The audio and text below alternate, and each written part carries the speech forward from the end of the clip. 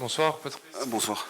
Victoire 1-0, un peu loin des scores à la maison, en tout cas qui avaient été beaucoup plus larges. Oui. Quel regard vous portez sur le contenu de ce match? Un double regard. D'abord par rapport à votre remarque, déjà c'est dû à la fois c'est dû à la qualité de cette équipe de Châteauroux.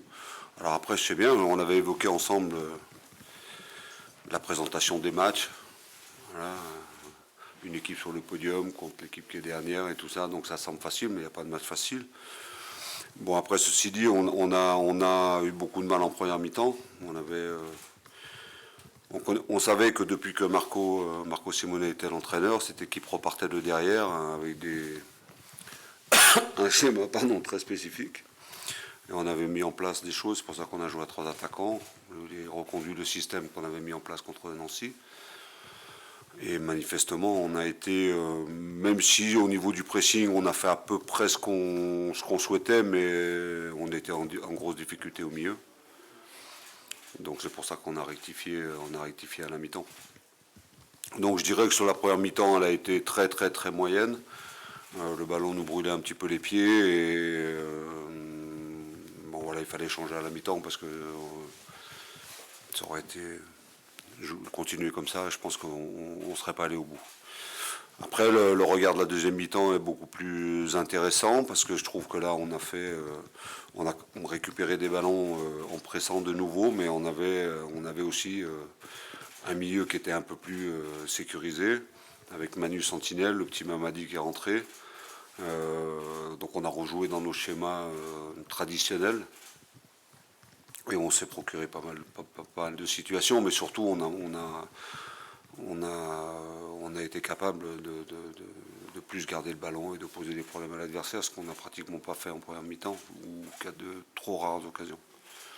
Donc voilà, c'est l'histoire de ce match. Après, c'est aussi voilà, dans le moment de la saison qu'on vit, qu'on est en train de vivre, c'est des matchs qu'il faut gagner. Donc on va pas compter ce match-là comme un des plus beaux de la saison. Mais voilà, les joueurs lâchent rien. Si vous avez vu le comportement à la mi-temps, il y avait de la frustration, un peu de colère contre eux-mêmes, et tout de suite cette volonté d'aller chercher des choses en deuxième mi-temps. Donc je le dis assez souvent, hein, mais il faut qu'on garde cet état d'esprit-là. Et puis après, surtout, j'espère qu'on va récupérer des joueurs et qu'on ne va pas en perdre d'autres. Parce qu'il y avait... bon, voilà. On va rentrer maintenant dans une série de matchs tous les 3 jours. On ne va pas jouer en championnat mardi, on va jouer en coupe. Donc coupe, championnat, on va jouer notre match en retard. Donc voilà, plus on aura de force vive. Mais c'est intéressant de voir... enfin moi c'est ce qui me plaît beaucoup, mais ça fait partie de l'aventure que je vis avec eux depuis le début. Ils ont envie de ça, et voilà, même si tout n'est pas parfait, même si quelquefois, dans les performances, il y a quelquefois des baisses, que ce soit individuel ou on est passé à côté de certains matchs, collectivement. Mais on est ensemble, on est unis, on est solidaires, et eux, entre eux, ils ont envie d'aller au bout. Ils ont envie d'aller au bout. On a reçu des messages de supporters avant le match. Moi, je leur dis souvent qu'ils se rendent... Voilà, comme on n'a pas le public avec nous, on n'a pas tout ça, c'est difficile de se rendre compte de ce qui se passe. Mais voilà, les joueurs ont été aussi touchés par ça. Et bon, voilà, c'est important dans ces moments-là. Et on voit que c'est compliqué pour tout le monde. Hein. On voit les résultats de Clermont, 3 gagnés, mais bon, aussi difficilement. Et puis... donc tous les matchs vont se jouer jusqu'à la fin. Puis quand je regarde le calendrier et le classement au niveau du maintien, ça va jouer jusqu'à la dernière journée. Hein. Donc il ne va pas y avoir de match. En tout cas, on sait que nous, on ne va rien nous donner, donc il faut aller chercher des choses. Mais franchement, aujourd'hui, je vais dire que c'est pas un bon match. Voilà, on n'a pas été beau. Mais on est allé le chercher avec les tripes, avec le cœur, avec l'envie, avec tout ça, et ça compte aussi.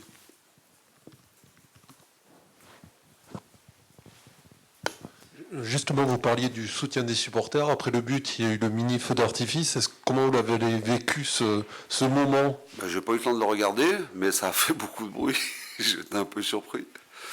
Non, mais après, nous, toute manifestation, voilà, nous fait du bien. Alors après, pendant le match, sur le plan visuel, je veux dire, on n'en a pas profité, mais ça fait un sacré ramdam. Quand on est arrivé avec le car aussi, il y avait des supporters qui étaient là. Non, mais c'est important, c'est une aventure qui est commune, que malheureusement on ne peut pas partager pour les raisons qu'on connaît, on ne va pas revenir là-dessus. Mais ça touche les joueurs, c'est sûr. Moi, je peux vous garantir que les joueurs ne sont pas insensibles à ça. Et puis ça permet aussi, comme quand il y a du public dans un stade, quand il y a des moments difficiles dans un match, quand on a nos supporters avec nous, ça permet de surmonter ces moments-là. Donc là, on est dans une période difficile, il ne faut pas se le cacher. On a 7 joueurs voilà, qui sont malades, enfin, qui ont le Covid, donc, mais ça nous soude encore plus et c'est la force de cette équipe, elle est là. Alors après, j'espère qu'il n'y en aura pas d'autres et qu'on pourra récupérer très très vite ceux qui sont absents. Parce que si on venait en avoir beaucoup d'autres, avec la meilleure volonté du monde, ça pourrait devenir compliqué. Mais pour l'instant, on est vraiment focus sur les objectifs. Là, on est très heureux de ce qui s'est passé ce soir. Et dès demain, on va préparer le match de coupe, parce que c'est pas un match, quand même, quart de finale de la Coupe de France, c'est quelque chose d'important. Donc voilà. Alors pour revenir au contenu du match, vous avez eu pas mal de coups de pied arrêtés. Il y a eu beaucoup de déchets. Alors c'est paradoxal parce que vous marquez sur coups de pied arrêtés, mais souvent on a l'impression que voilà, ça manquait un petit peu de... Vos tireurs habituels ne sont pas là, on sent que ça manquait un petit peu de consistance sur les coups de pied arrêtés. Moi, je trouve qu'on est de mieux en mieux sur les coups de pied arrêtés. Alors après, je pense qu'on pourrait être plus efficace. Je suis d'accord avec vous. Mais on a marqué sur un coup de pied arrêté. On les travaille beaucoup. Bon, voilà. Maintenant, je suis vraiment en phase avec ce que vous avez dit. Je pense que sur un match comme ça, on aurait dû en mettre allez, au minimum un de plus sur les coups de pied arrêtés. Mais bon, je trouve ce qui est paradoxal dans ce match, c'est que nous, on en a eu beaucoup. Je trouve qu'on aurait dû marquer et on en a subi aussi beaucoup. Et en face, il y avait de la taille, donc je trouve que sur le plan défensif, bon, vous connaissez les problèmes qu'on a eus à un certain moment dans la saison, on est assez costaud dans ce domaine-là, donc ça c'est bien. Alors après, pour le cœur, c'est pas... c'est compliqué à gérer. Mais je suis d'accord avec vous, on devrait marquer plus au coup de pied arrêté. Vous avez fait un choix important en changeant le système à la mi-temps, mais aussi en incorporant le jeune Bangré qui n'avait pas encore évolué en Ligue 2, en Coupe, mais pas en Ligue 2, c'est bien Oui, ça oui. C'était quand même une belle responsabilité pour lui, et tout de suite, il a mordu dedans, et il a fait preuve de beaucoup d'audace. Qu'est-ce que vous avez pensé de sa rentrée?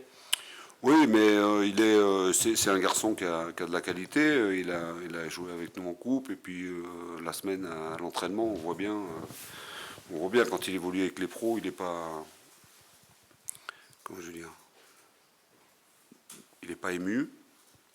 Il est là, il joue son jeu, et c'est pour moi, il a beaucoup de qualité. La première fois que je l'ai vu quand je suis arrivé, j'ai tout de suite vu que ce garçon avait des choses. Alors, je ne parle même pas de l'aspect technique, hein, de ce qu'il est capable de faire avec son ballon, avec le ballon, mais il a une faculté de déplacement qui est intéressante, il a une prise d'information qui est très bonne.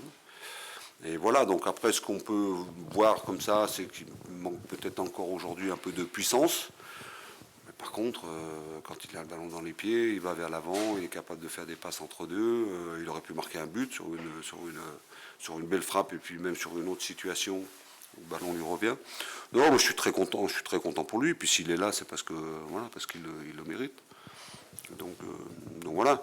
Je voulais vous signaler aussi quelque chose parce que ça me semble important quand je vous parle de l'état d'esprit du groupe. Sam Sana qui avait joué 2 matchs avant, que j'avais moi trouvé très très bon, a eu l'honnêteté de me dire qu'il n'était pas à 100%, par exemple. Vous voyez, ça fait partie de l'aventure qu'on vit. Bien sûr qu'il avait envie de jouer ce match, mais dans ce que j'avais prévu au départ, Sam, j'avais prévu de le faire débuter. Donc c'est tous ces éléments-là qui me font dire que voilà, quand un joueur est capable de vous dire coach, je suis pas à 100%. Et que, voilà, moi j'ai dit, ces matchs-là, il faut avoir des joueurs à 100%. Donc ça, c'est intéressant. Ça veut dire qu'il y a un vrai groupe, quoi. Et qu'ils ont tous envie de le faire. Et que maintenant, je leur ai dit avant le match, vous savez, maintenant, avec ce qui nous arrive, le Covid, tout ça, on ne sait pas qui on va avoir. Il n'y a plus de statut. On regarde les joueurs qui sont à disposition et on essaie de faire la meilleure équipe possible. Et puis voilà, puis il faut gérer entre les matchs et tout. Et je trouve qu'ils répondent d'une manière fantastique. Et l'exemple de Sam, c'est ça. Et puis après, j'ai beaucoup puisé dans le centre de formation pour la coupe. Mais je vais le faire, je peux aussi le faire au championnat. Hein. On m'a dit, on est la preuve. Il y avait Tom qui était là. Tom, s'il y avait eu un souci avec Macha, Tom aurait joué sans problème. Donc voilà. Mais pour revenir à Mamadi, je trouve que il a quelque chose. Voilà. Franchement, il a quelque chose et puis il vit ça d'une manière tout à fait naturelle. Il n'est pas du tout perturbé par ça, bien au contraire. Et puis il a la qualité. Je pense que ça s'est vu. Coach, on connaît l'homogénéité des buteurs qu'il y a au sein de l'effectif. Kelvin a inscrit son 4e but ce soir de la saison. Vous lui avez donné un objectif à atteindre ou pas spécialement? Je ne sais pas. Pour lui? Ouais. Non, mais moi, s'il en met un à chaque fois... Non, mais après, c'est bien. C'est bien qu'il continue comme ça. Après, je ne pense pas que lui soit fixé un objectif de but, mais vous savez, quand on regarde le nombre de buts, on a marqué beaucoup de buts. Hein. On est la meilleure attaque. On n'a pas un buteur à 18 buts, à 20 buts, donc c'est tout le monde qui marque. Moi, ce qui m'intéresse surtout, peu importe le joueur qui marque, ce qui m'intéresse, c'est que être la meilleure attaque du championnat et avoir toujours cette volonté d'aller vers l'avant, c'est très significatif d'un état d'esprit. Donc sur le terrain, on a toujours cette volonté-là et il faut qu'on la garde. Je ne veux pas dire que c'est la nouvelle marque de fabrique du TFC, mais le TFC, sur ce qu'on veut mettre en place, c'est une équipe qui va vers l'avant et qui joue pour marquer des buts. Après, les défenseurs marquent, les milieux marquent, voilà, pour arriver au total de buts qu'on a marqués. Donc voilà, il n'y a pas que les attaquants qui doivent marquer des buts. Alors après, je sais que pour les attaquants, quand ils marquent, c'est mieux parce qu'ils se sentent mieux.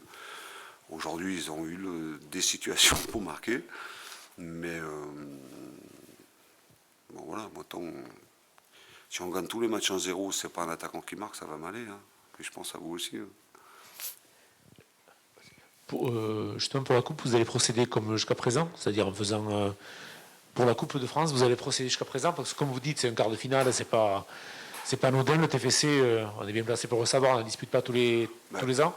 Écoutez, je vais être très franc avec vous, on se refait tous tester demain, et puis je vais attendre dimanche soir de savoir si j'ai de nouvelles catastrophes ou pas.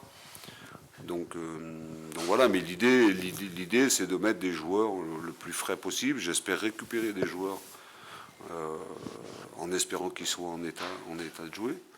Parce que je vous l'avais dit, hein, on ne sait pas dans quel état ils reviennent. Même si on a eu quelques joueurs qui ont eu des symptômes pendant 1 ou 2 journées, mais puis après plus rien, des petits symptômes. D'autres qui n'en ont pas eu du tout, mais ils peuvent arriver en étant fatigués, comme ils peuvent arriver en étant en pleine forme. Donc je dirais que par rapport à la situation qu'on vit sur ce plan-là, sur le plan sanitaire, on est au jour le jour. On rejoue mardi, donc on se fait tester demain matin et on aurait les résultats demain soir. Et en fonction des résultats que j'aurai demain soir, je saurai déjà quel groupe de joueurs je peux avoir pour le match de coupe. Et puis après, on fera comme on a fait d'habitude, on mettra la meilleure équipe possible en essayant de préserver, de jongler un petit peu avec la fraîcheur des uns et des autres, quoi. Mais là, il y a une part d'inconnu qu'aujourd'hui, je peux pas vous répondre. Même si j'avais une envie de dire, voilà, en coupe, je vais faire jouer telle équipe, on va savourer ce soir. Demain, on se fait tester. Et puis après, demain soir, on aura une idée du groupe. Dernière. Pour revenir sur le changement qui a été fait à la mi-temps, on a parlé de l'entrée de Mamadi. C'est Nathan qui est sorti. Est-ce qu'il a été victime, entre guillemets, du changement tactique? Et vous pouvez nous dire ce que vous avez pensé de sa première période? Déjà, c'est ce que je lui ai dit, ça n'a rien. Le fait, il fallait que j'enlève un attaquant, donc je l'ai enlevé lui, mais j'aurais pu en enlever un autre. Hein. Donc c'est un choix vraiment tactique, parce que pour faire rentrer un milieu, il fallait que j'enlève un joueur. Donc ça n'a rien à voir du tout avec sa prestation. Après, Nathan, il a toujours, vous l'avez vu aussi, il a toujours les mêmes qualités. Il a eu 2-3 situations où il fait mal à l'adversaire quand il percute, quand il perd fort comme ça. Donc, mais en aucun cas cette sortie est due à une contre-performance. Voilà. Mais il faut bien en enlever un, et après là je fais ce choix-là. Donc, mais on va le revoir, c'est sûr, hein, sans problème. C'est bon pour vous, messieurs. Merci beaucoup. Merci.